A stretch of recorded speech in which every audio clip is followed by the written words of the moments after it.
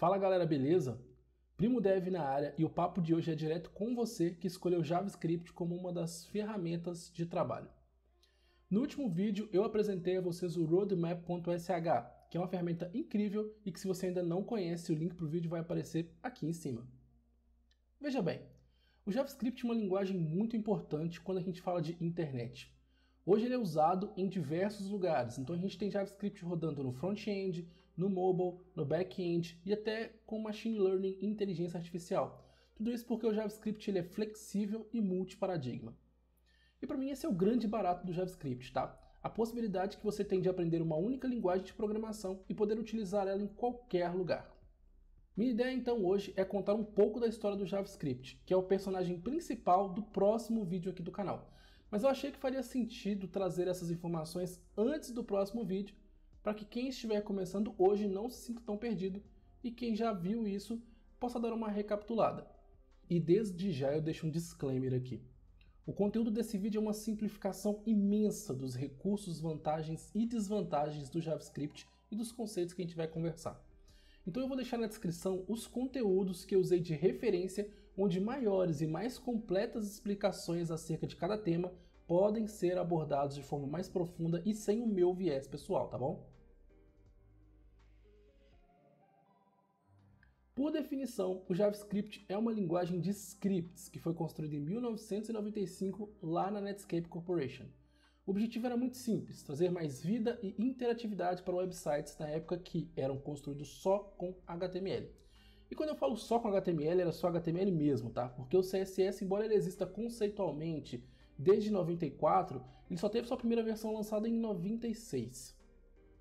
Bom, mas voltando a falar do JavaScript, ele foi criado por Brendan Eich, um dos desenvolvedores que trabalhavam na Netscape, e dizem as más línguas que ele só tinha 10 dias para criar e apresentar esse projeto, que inicialmente foi chamado de Mocha, mas em pouco tempo ele foi renomeado ainda dentro da Netscape para LiveScript.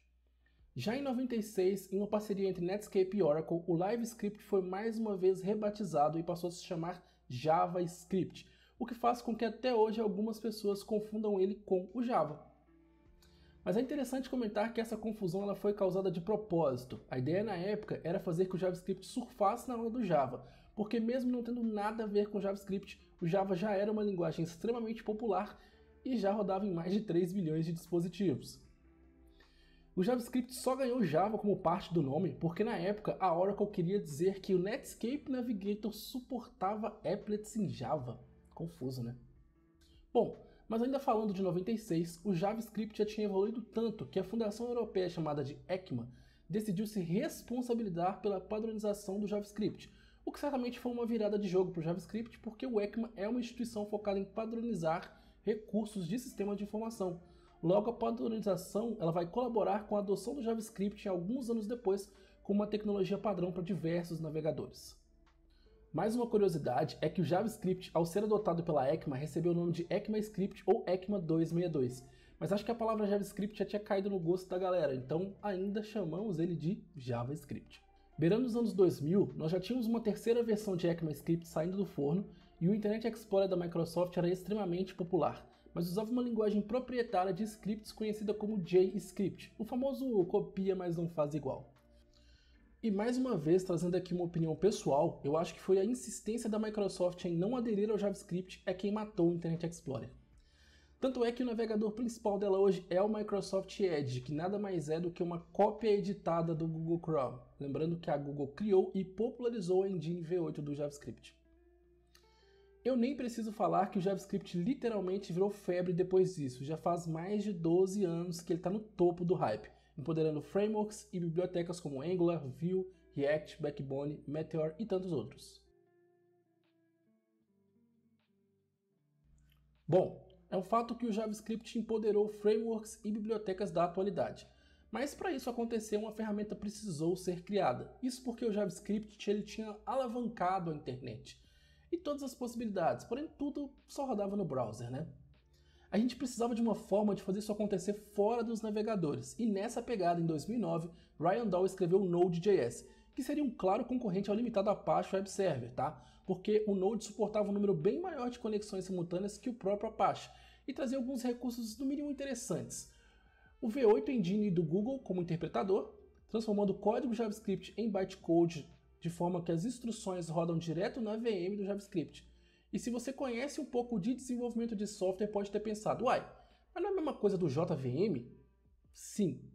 A engine V8 do Chrome foi fortemente inspirada no JVM, e a gente pode dizer que o V8 da Google é para o JavaScript o que a JVM é para o Java. Olha aí o Java de novo, hein? Além de trazer a V8 do Chrome, Ryan anexou uma arquitetura chamada de Event Loop e um sistema de I/O de baixo nível. Acho que ficou um pouco confuso, né? Bom, nós vamos falar um pouco sobre cada um desses itens agora, mas antes de qualquer coisa a gente precisa deixar bem claro. De forma bem resumida, o Node.js é um interpretador de JavaScript fora do navegador, tá bom? O V8 é um projeto da Google, lançado em 2009 junto com o Google Chrome, como motor de JavaScript do navegador. É interessante saber que cada navegador possui seu engine JavaScript. O Safari tem o WebKit, o Mozilla o SpiderMonkey, e o Edge usava o Chakra e agora vai usar o V8, por exemplo. E o que esse motor faz? Bom, ele executa os códigos JavaScript, lendo eles e compilando em bytecode, que é de fato executado na JavaScript Virtual Machine.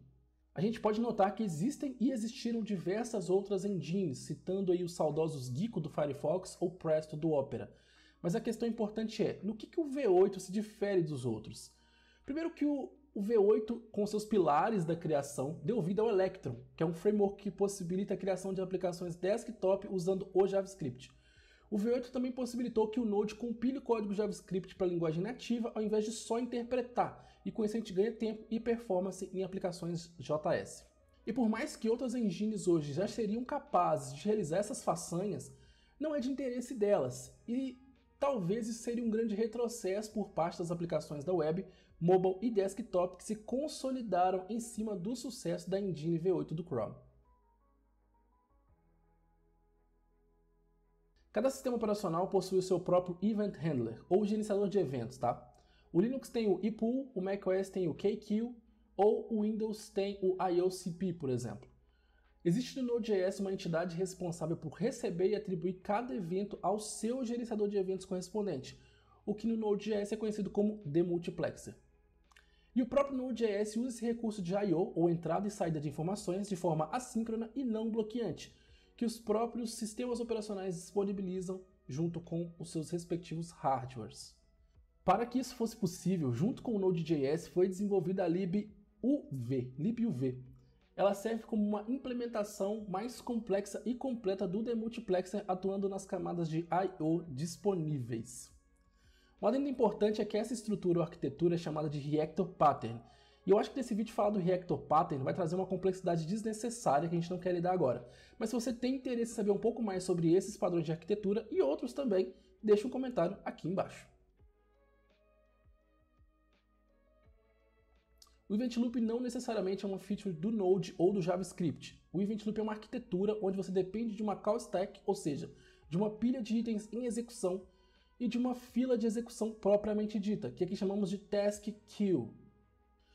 O Event Loop por si só é uma ferramenta que vai ficar vigiando a nossa thread para ver se tem coisa nova, e em um navegador o Event Loop seria responsável por renderizar a view sempre que algo precisa ser adicionado ou removido da interface, por exemplo. No Node isso poderia ser o resultado de uma requisição assíncrona para uma API de terceiro, por exemplo, e essa requisição leva um tempo de acordo com o outro servidor, a quantidade de dados trafegados, rotas, velocidade da internet e muito mais, tá? Logo, se eu faço uma requisição que é assíncrona, isso pode levar um tempo N para retornar algo.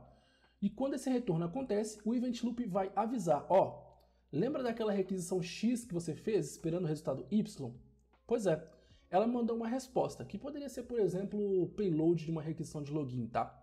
Na call stack, a gente tem, por exemplo, todas as funções necessárias para a execução de um programa sendo empilhadas até a gente chegar no resultado palpável ou retornável, tá? É interessante dizer que todos os itens executados na call stack são síncronos e bloqueantes, ou seja, uma instrução começando quando a outra termina. Outro fato importante é mencionar que para o Node.js, se a call stack está vazia e se a task queue está vazia, o Event Loop não vai achar mais nada para fazer e está na hora do programa encerrar. E eu sei que nesse momento você está com uma porção de informações para absorver e não tem certeza se de fato o que eu falei aqui vai ser relevante para os seus próximos passos no desenvolvimento de software. Mas o que separa um script kid de um engenheiro de software é justamente entender como as coisas funcionam por detrás da cortina vermelha. O JavaScript por si só compreende uma linguagem de alto nível, e na computação, quanto mais alto o nível de uma implementação, mais distante do machine code ou do código de máquina uma implementação está. Ou seja, menos você precisa de fato entender sobre o que está por baixo dos panos, já que tem uma entidade orquestrando tudo, trabalhando para que seu código rode mesmo que você não entenda nada do que está acontecendo. Se você gostou desse conteúdo, não esqueça de deixar o like nesse vídeo, me seguir nas redes sociais que estão aqui na descrição. E lembrando que eu sou Luciano de Souza, né? Mas você pode me chamar de Primo Dev. Tamo junto!